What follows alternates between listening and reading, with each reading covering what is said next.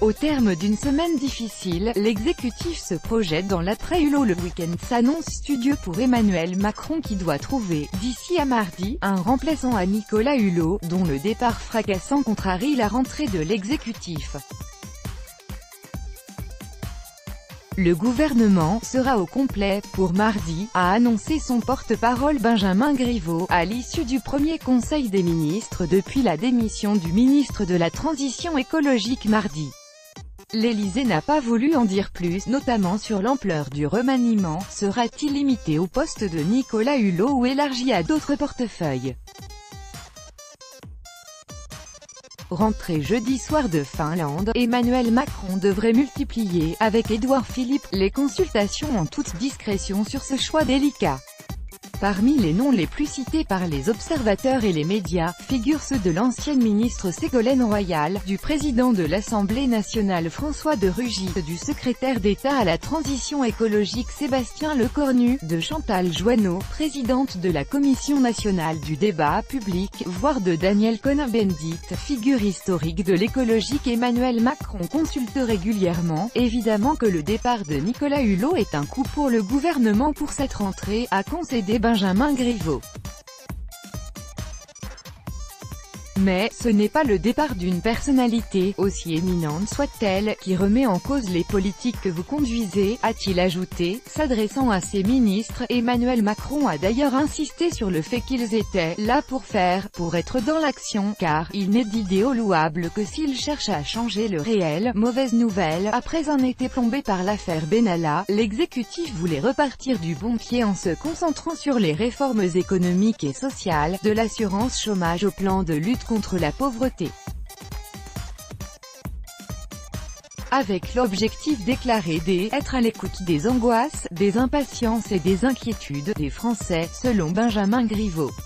L'enjeu est de taille car la confiance en Emmanuel Macron et Édouard Philippe est au plus bas depuis le début du quinquennat. Ils perdent respectivement 6 et 8 points à 36% et 34% fin août, selon le baromètre Harris Interactive. Seuls 28% des Français considèrent que la politique de l'exécutif est « juste » et 27% qu'elle est « efficace ». Selon un sondage BVA diffusé vendredi, on doit assumer qu'il y ait de mauvaises nouvelles, a réagi jeudi soir Christophe Castaner, le patron de l'REM, tout en insistant sur les bonnes nouvelles qui font moins de bruit, comme la désocialisation des heures supplémentaires, ou la baisse de la taxe d'habitation. Et dans les mauvaises nouvelles, Stéphane Bern a ajouté sa pierre à l'édifice, menaçant vendredi d'abandonner sa mission sur le patrimoine s'il n'était qu'un « cache-misère ». Il a critiqué devoir se « décarcasser pour trouver 20 millions d'euros pour les petits villages au moment où est évoqué un projet de 450 millions pour rénover le Grand Palais à Paris. Au cours des derniers jours, l'exécutif a encore été placé sur la défensive après la sortie mal accueillie d'Emmanuel Macron sur « Le Gaulois réfractaire » et l'annonce de la nomination de l'écrivain Philippe Besson, un ami du président, au poste de consul général à Los Angeles. Plus important, le gouvernement peine à répondre aux interrogations sur la mise en place du prélèvement à la source en janvier 2019. Benjamin Griveaux a assuré ne pas douter que le ministre de l'Action et des Comptes Publics, Gérald Darmanin, allait apporter, dans les 15 jours qui viennent, les réponses précises et documentées, pour convaincre Emmanuel Macron de donner son feu vert.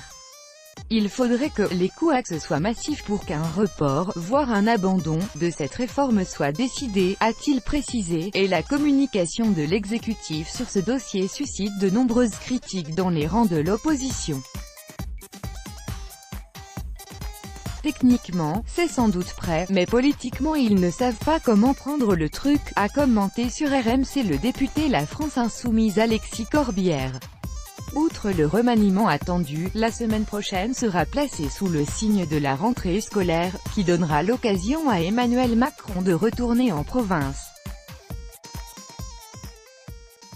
Il la vivra au milieu d'élèves de 6e d'un collège de Laval avec le populaire ministre de l'Éducation Jean-Michel Blanquer. Tout droit de reproduction et de représentation réservé, copyright 2018, Agence France Presse.